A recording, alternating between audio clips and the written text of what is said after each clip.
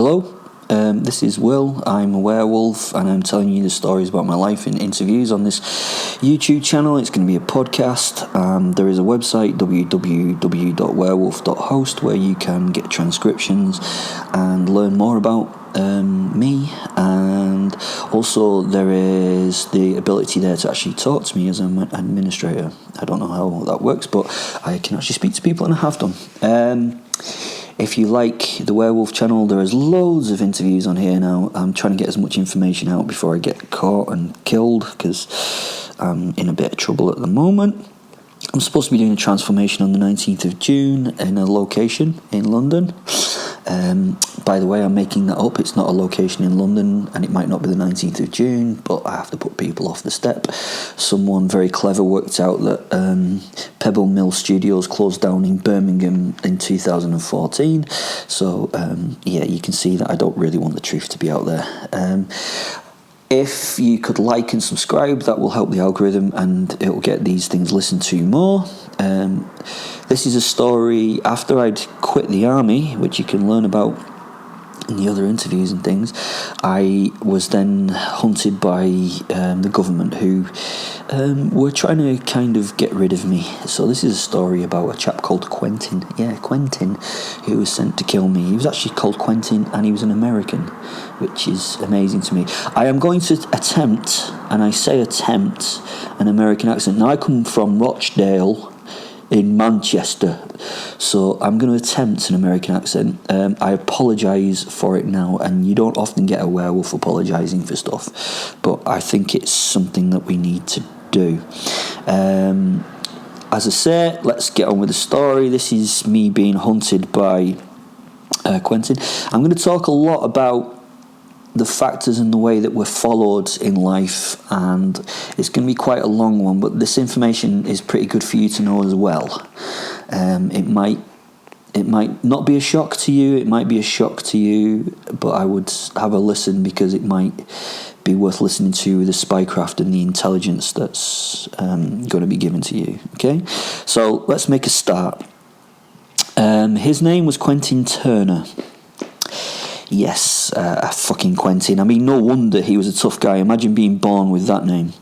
After my, let's say, retirement from the army, this man had been given the task of hunting me down to remove me as the scourge of humankind that I am.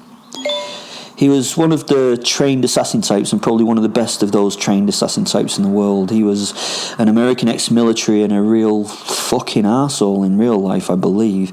He was powered by ego and arrogance that was almost on a level with my own. Well, almost. I mean, he could not beat me at anything. I mean, I've not even lost my virginity, because I never lose at anything. Up to now, after killing my boss, the chief, and my escape into the wild, listen to the other videos. I'd been on the move and I'd been pretty much left alone to live my life. I knew that they knew where I was. They knew when I would be where I was when I was there and stuff. That didn't make any sense. They had just been keeping an eye on me. The powers that be just knew that if they came at me, the destruction that I would cause could be, and probably would be, massive. I would probably produce a lot of collateral damage, as they label it. Collateral damage is an excellent way of saying the deaths of a lot of laughably innocent people, because there's no really innocent people these days. I was purposely sticking to big cities, and that sounds weird, and I'll try and explain why. I was trying to stick to urban parts and certain areas of the globe. Here I knew they could not as easily attack me. It sounds weird. If they did, I would be taking a huge number of the population with me. They were observing at the moment and not acting. In my head, I knew that if I did a lot of killing of innocent victims when they attacked, that the footage of big fuck-off monster werewolf ripping into crowds of humans, somewhat like a film premise, would be on TV within the next few moments. That would be a little difficult for them to explain, or for any government agency to explain. Well, that's what I thought, but they're quite good at hiding things, to be honest. They'd managed to cover up similar events in the past, but that was with my help and support. This time I would be a nice whistleblower and make up a lot of awful shit about them, releasing me on society and showing the general populace what I actually am. Quentin stood an average man and a half high. He was highly trained and had years of experience in removing the things that governments wanted removing. Well, I mean that he was mainly kind of removing the people that the governments wanted to be removed. He was a scary dude. Well, he was for other humans. He was just a challenge for me, another thing to actually enjoy. I must have been a compelling case for this guy. Can you imagine the briefing that he was told of his next assassination? Right, we have a werewolf out in the public domain. You have to kill him, but just to add some detail to this werewolf's background, the British government has highly trained him in military shit. He used to work for them as a spy, so he is not only a motherfucking werewolf, but he is also SAS trained, intelligence corps trained, and has had years in the field. I would appear to be a bit of a black swan event for Kyle. An outlier from his normal work, not a usual assassination request in his sphere. He must have been given all the information on me regarding the training that I'd done. He would have known that I'd been trained with the best, the SAS, and how I did there, because I was the best.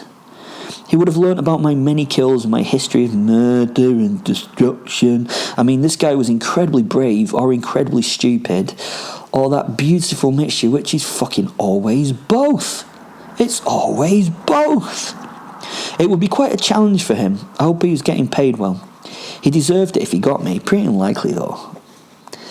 I was wondering how he was going to do his stuff, how much he knew about me. Did he know I had a roving posit that could watch him invisibly? My posit's like my werewolf soul. It's a separate entity to me. It's like a werewolf ghost. It's the easiest thing to think about it. It can travel through walls and shit. I'm the only thing that can see it, apart from other werewolves, and he can wander off miles. But he also can send me back information through his eyes. I can see, I can hear what he hears, and I can also listen to him telepathically. He can speak to me. He's been around for hundreds of years. He's got a lot of experience in being a werewolf. So, I was wondering whether he knew that posit was out there or not. Did he think that I could be killed by silver and shit like that? The old werewolf tales were utter horseshit. One of my favourites is, if I bite you, you become a werewolf. No, that's not going to happen. Why would I give myself any further competition by making more werewolves? Predators do not want to create more predators. That is stupid. It was a Tuesday night when I first noticed him. He was hunting me as though I was a wolf, an animal of the wild. But I'm not a wolf. And this was his first mistake. He thought I was a beast to hunt. No, I was the best of both worlds. Sometimes the man, sometimes the beast, and sometimes the both. I knew that the baddies would be following me through the CCTV cameras that are on every building and intersection in this country of the United Kingdom. There are so many of the fucking things. It was a real eye-opener when I learnt about them in my intel training and when using them in operations. The number of this is going to be boring, guys, so you might want to scroll forward, but I'm going to tell you about how you are followed and looked at and everything, so you might as well learn this if you're interested. The number of CCTV cameras per person in Great Britain is one of the highest of any country in the world. The sheep-like people think that the CCTV thing in this country is acceptable because they can not be being watched all the time by people. They actually think that people are sat there in front of these monitors watching them. The people think that they are there for their own security. They are lulled into a false sense of security. Who can be watching the cameras all the time, they think? They imagine that these cameras feeds are having to be viewed by a bunch of bored humans, that these low-paid human watchers are not paying too much attention to those feeds. Why would they? They think that these cameras have to be explicitly chosen and watched, that most of the time the pictures that these cameras are filming are being ignored. They believe that these feeds are only recorded and then looked at if someone needs to check them out. Say if the local shop gets broken into at night, they can then look at it afterwards to check the footage to try and identify the thieves. Oh, and this is the information that your government gives you. Well, I'm afraid that you people have been fed a complete pile of shit. You are being watched if they want to watch you. In fact, they are watching you when they're not even interested in you, just in case they become interested in you in the future. Fancy that, huh? There are various facial recognition software programs out there. You help facilitate their use by using those stupid filters on apps like Snapchat. Yep, using those apps gives them your name and the shape and measurements of your face to put on their file, you dumbass monkeys. You give them your identity by sending your friends a picture of you with cute puppy dog ears. It's stupid, man. And then you say, oh, it's just kids, and kids don't realise. You adults think that kids are being stupid, them giving away their data. I don't do that. And then you don't actually realise is what you're doing is you open your phone using your facial recognition scanner. Duh! And those are only 2 methods that your face is recorded for future identification. This information is being sent from all sorts of things, all the time. You react with things constantly. ATMs, scanners at airports, etc., etc. Add another fucking etc. Most people believe that the police only get your fingerprints if you're ever taken into custody. Those same people then use their fingerprint scanner on their phone to open it. Such fucking idiots. Unbelievable. Smartphones are for dumb fucks. Other companies steal the very essence of what makes you. That blueprint that constructs you. The DNA that is used to build you. There are companies that give you a swab and then tell you about your ancestry. Companies that take your DNA and check it for any genetic abnormalities or diseases. Do you think that this information is not sold on or passed on to others? Really?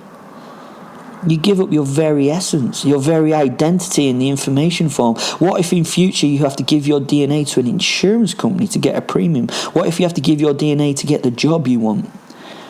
They don't then employ you because your DNA tells them that you are prone to heart disease or mental health issues, etc., etc.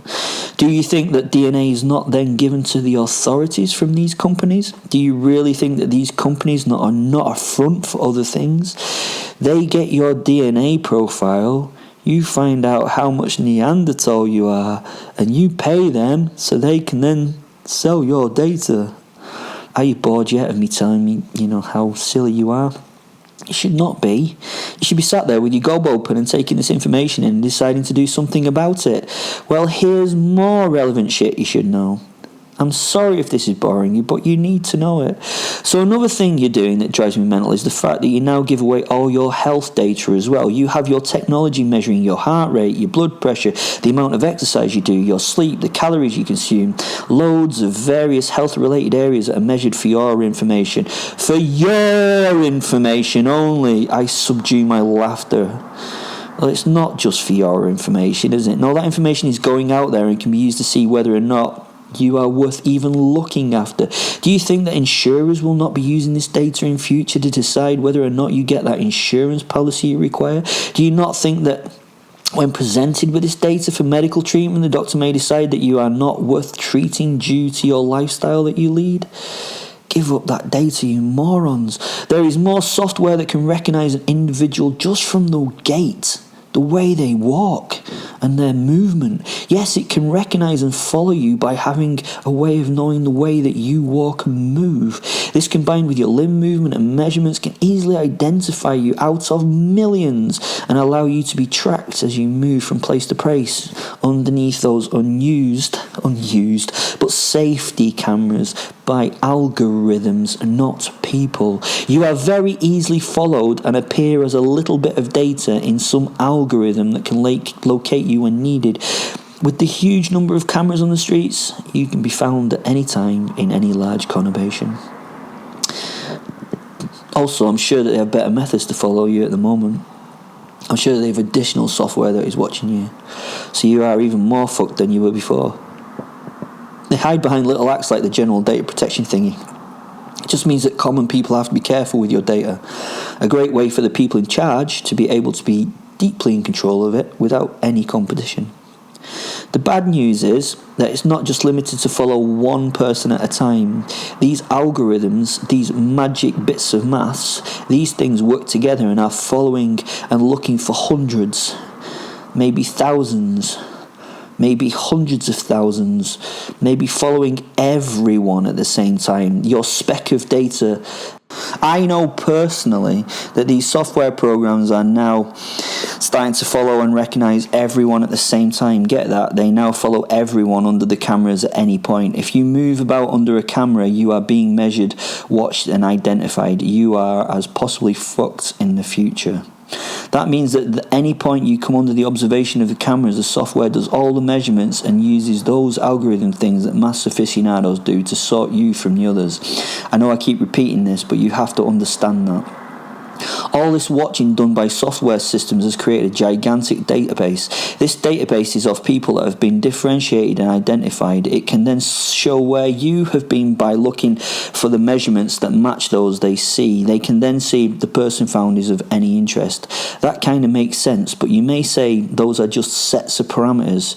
You are recognized as a set of parameters. That's true, you are a set of parameters. You are 10000094345-6 that can be followed around and about. You may be able to argue they do not have your name to link you to those parameters, but they do. And they know that for the rest of time that you spend under Big Brother eyes, that you are individual 10000094345-6 and where you've been. What does this mean? Imagine you're taken in for questioning in the future, and during that questioning the software is giving your data to recognise and a name linked to that particular data. They can now cross-reference that data and things that have happened in the past. So what? Well, those individuals unnamed but known to be involved in naughty things can now be linked to past crimes and caught easily. Yep. All that data that these programs generate is stored with these stored information. They can then find where you've been over a significant period of time. Is it weeks, months, maybe years? Who knows? I mean, look how you help them out with your GPS on your phone. You're also constantly showing where you are by being triangulated between different mobile masts and satellites. It amazes me that you fucking idiots give away all the most important things in your life. I'm sorry, your data. In order to make yourself feel somewhat better about this new knowledge, you might try to say that you don't do anything wrong, so it does not matter that the authorities have this information. You might make the argument that it makes the lives of the general population safer, and that we should be grateful for it. See, this is all fucking ridiculous. Your emails, your texts, your calls, your internet searches, and everything you put out there are all being stored and searched for keywords, yet we give that up willingly. We have to give it up in order to exist in this new technological world. So what if the laws change? Look at Poland in 2020. They are linking homosexuality now to paedophilia and making homosexuality unacceptable. So they say that homosexuality is a bad thing now after saying that it was okay.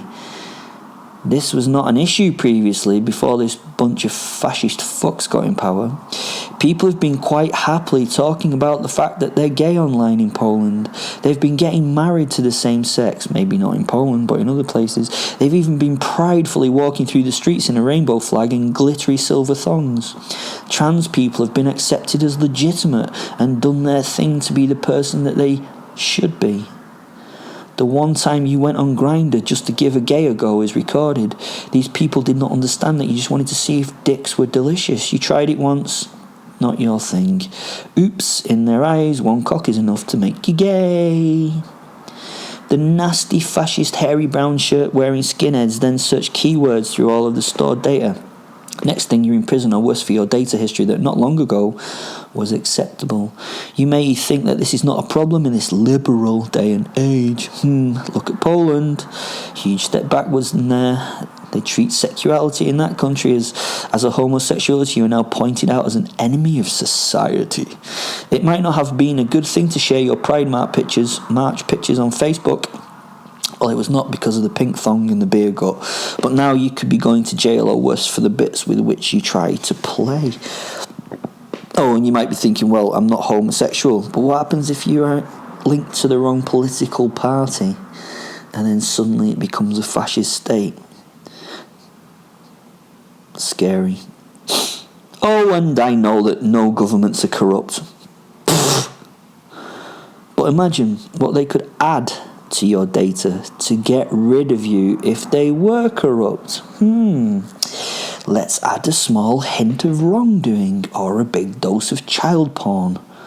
Obviously, I am pretty convinced that they would never do that. I mean, we can trust them thoroughly, can't we? Yeah. Google now has the world maps. The whole of the outside world is available to be looked at when they want to. Okay, so areas are darkened from public view, but I don't think those areas are darkened to everyone. If something is on the surface of the Earth, then it's likely that it can be spotted by satellites that sit in the sky. We have no idea how many satellites sit out there, and they record us every day.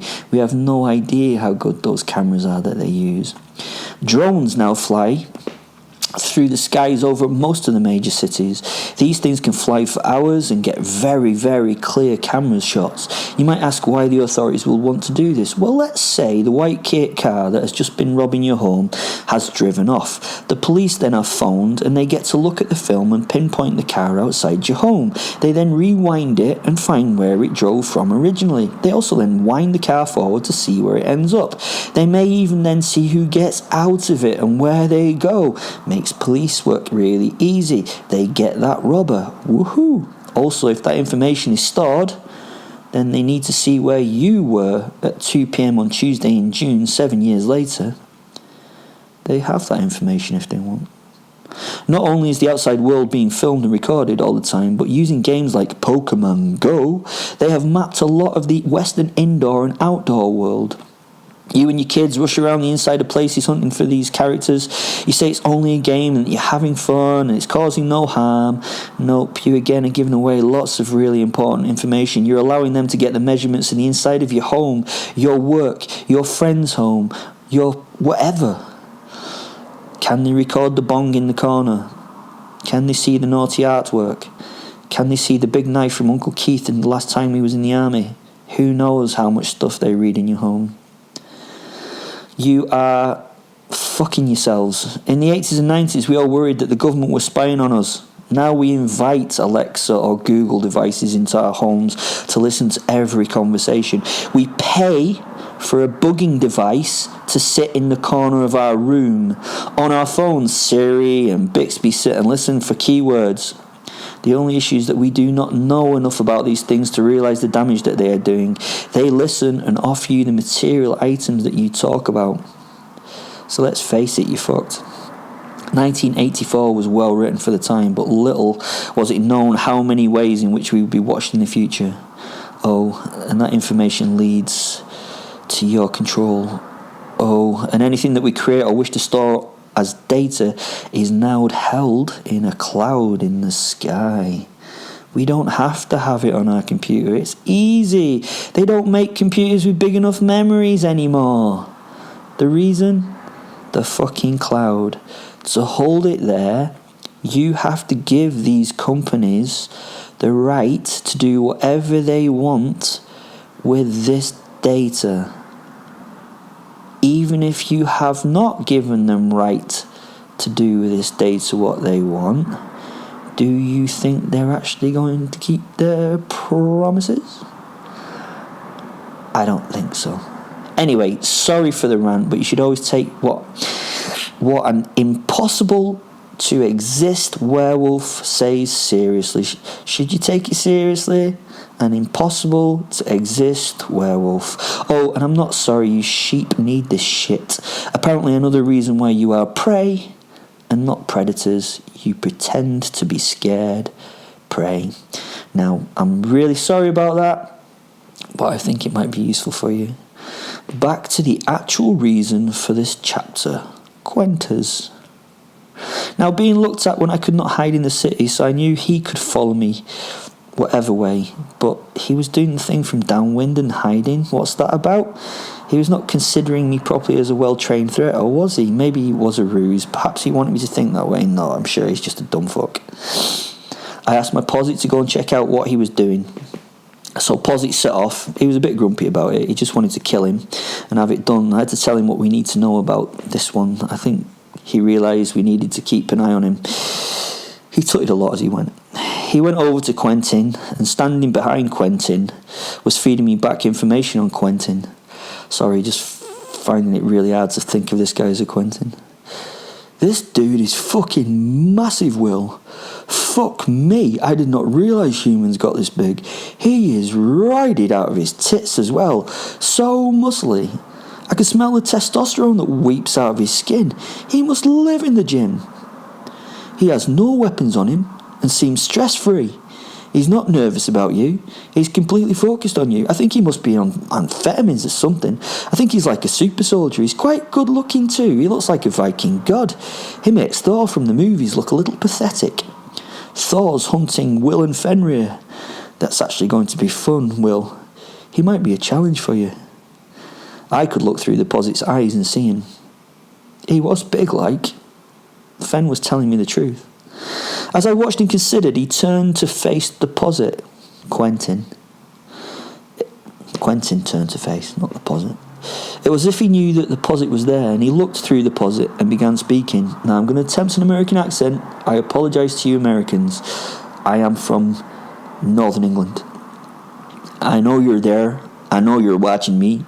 I can tell that I'm going to kill you. Your soul werewolf thing is probably here now, somewhere close. So I know you're probably listening. I promise you I will fuck you up. You think you've met me at a disadvantage. You have not. I would come here and give yourself up if I were you. I've been told to tell you that you've an option for 24 hours. I'm going to leave a phone here under this bin. It has one number on it. You can phone it and be taken back. If you don't, then I get to kill you. I really hope you do not take the option to come back. You will be my best challenge to date. I really think I can take you. In fact, I reckon I can take you on mano a mano. No weapons, hand to hand only. Are you game? Don't bottle out, Will. Come fight me. We can do it now if you want. Come on, do it. He actually seemed excited about fighting me. Fuck this, Will. Come and kill this cunt, please. Make it slow, please. He needs killing, sent my Posit telepathically as he was furious. You don't need me to beat this guy. Come do it in your human form. I want him done. He needs to learn some respect for you and then needs to die slowly and painfully. He is super overconfident in his abilities. Come on, Will, Fen repeated. Okay, I'm on my way, I replied. I worked my way across the street. It would be impossible for anyone to get the jump on me, but I was expecting to be swooped on by an attack team or two. It seemed that the guy was genuine and he did actually want to fight me. What a fucking mad bastard. My Posit stood staring at him as he waited for me. He seemed quite relaxed as he waited for me, Quentin. Quentin was tapping his teeth and humming a Broadway tune, which unhappily I recognised. Eventually I got to him and was ready to step up. I've been dreaming about this moment, Will. You are my ultimate test, and I've been waiting for this opportunity to fight and kill you. He nodded and smiled. I realize you've got a warrior spirit, and like the wolf, you will have the idea of respect, the warrior's code, the Spartan ideal that you either come home on your shield or carry it, he told me. What the fuck is this guy on? Came the Posit suggestion in my head. I looked at him and my Posit and did not reply and just shrugged. My brother died in Afghanistan. He was from Kentucky like me, he carried on. I could only think, no shit, he was from Kentucky like you. He's your fucking brother. It's quite likely that he comes from Kentucky, isn't it? He was rewarded the Medal of Honor during a skirmish where he covered a unit as they got out of an ambush. They had walked into a well-planned trap, and 4 of his unit had been shot down before they'd even realized they were in trouble. He held back and covered the entire squad as they escaped. He killed large numbers of the enemy before he himself was taken down and killed. The guy, Quentin, he actually had tears in his eyes as he told this. My mama was so proud of him, he sniffed. I want to make my mama as proud of me as she was of him. I'm going to do that by killing you, the murder of hundreds, maybe thousands of people. I'm going to kill you and I'm going to do it. I am going to save a lot of innocent people. He pointed at me and now paused. Oh, it must have been my turn to speak. Okay, are we going to fight now then? I asked him. Posit looked at me and scratched behind his ears with his back paw. This is fucking boring, Will. His telepathic fucking message went into my head. I got out before Quentin started to talk again over me. You know why we in Kentucky have a culture of respect? He asked. Is it because of inbreeding, is it not? You know, how often do you have kids with your sisters before they all become mental, I asked. He smiled. Cute, he said. No, the reason why we have a culture of respect is due to our ancestors being herders and shepherds. He said again and paused as if he was waiting for me to answer. Okay, are we going to fight now? I've got stuff to do, I said. My family lived in the Appalachian Mountains, he said, then paused again, seeming to wait for my answer. Okay, congratulations. I have no idea why that matters, I replied. Are we fighting yet? I asked. You uneducated fucking llamas have no idea. If I told you I come from a little town called Harlan, would that make you realize? He asked. No, I'd still fucking clueless about all this shite. You're talking, are we fighting or are you trying to take me home to fuck me? I replied. Cute again, he said. Okay, maybe I was right that you want to fuck me. You are hot, so just ask nicely. Shut the fuck up, you fucking faggot, and listen to me. I'm from Harlan. That's a tough place to live, brother. Huge mountains with flat tops, no farming crops there, Will. He paused again. Okay, I said as I shrugged again and looked at the posit and laughed. Just fucking kill him, please, was my posit's request. Shit, man, do I have to spell it out for you? 8 families established Harlan Town from your neck of the woods. You know, shite Britain. I think that he was trying to hurt me by belittling my country. I don't think he realised that the last thing I cared about was Great Britain, really. Let's fight, I kind of said half-eyed. The place was like really hard to live in. No crops grow there. The only thing they could do was keep pigs and herd sheep. Do you know what that means? He asked me. I was actually getting mesmerised by the fact that this guy was monologuing at me and I was kind of letting him. You have something to do in the evenings if you're lonely? I asked him. Cute. No, it means that if someone comes along and steals or kills your herd, that you die. It's not like growing a crop. The attackers do not have to spend a lot of time actually reaping the crop to steal it. They just take your animals, he said very forthrightly. Oh, I get it. No, I've not got a fucking clue. Where is this going? Well, y'all heard of the Howards and the Turners? He asked. Posit jumped in at this point. He'd had enough. Y'all? Fucking y'all? Please just kill him. How can anyone really use the term y'all? I laughed out loud at the posit and he laughed too. He was so fucking funny when he was angry.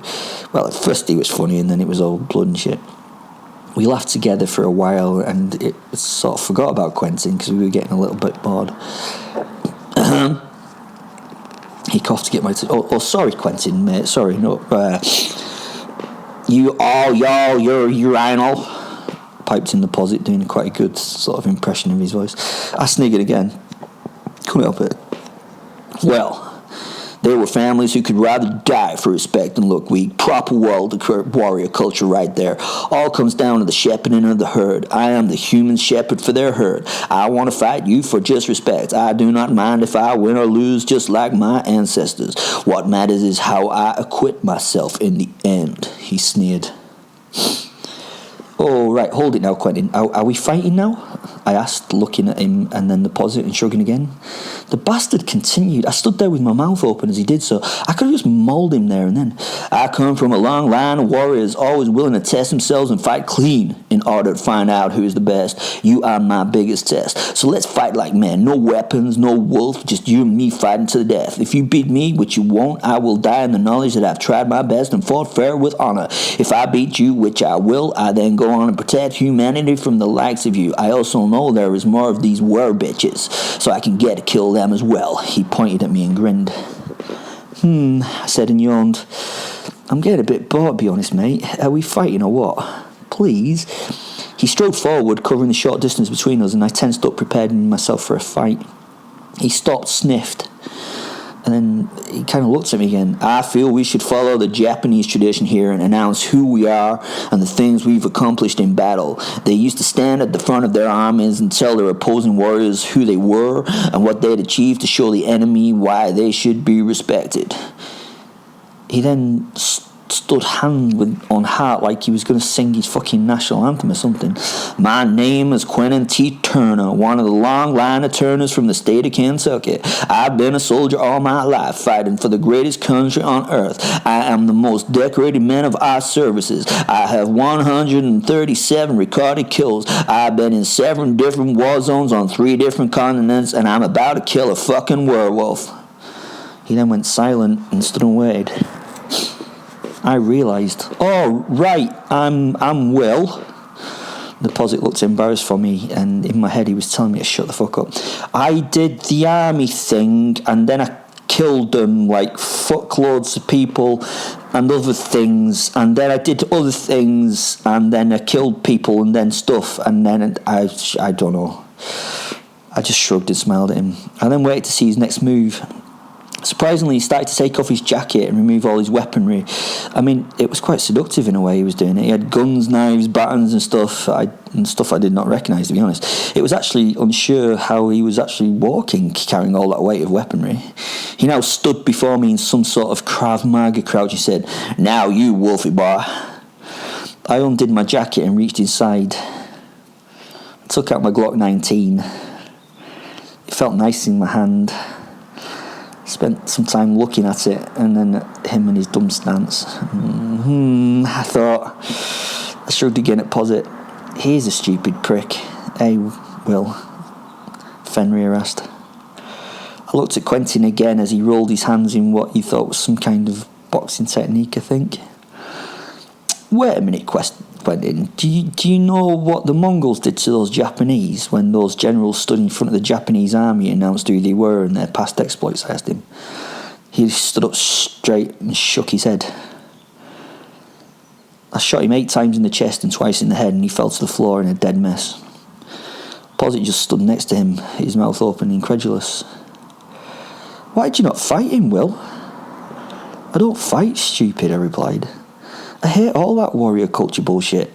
I think like the Mongols, if you can kill easily and without injury, I don't care about honour. I mean, what did he think I was going to do? We both looked down at the cooling body on the ground.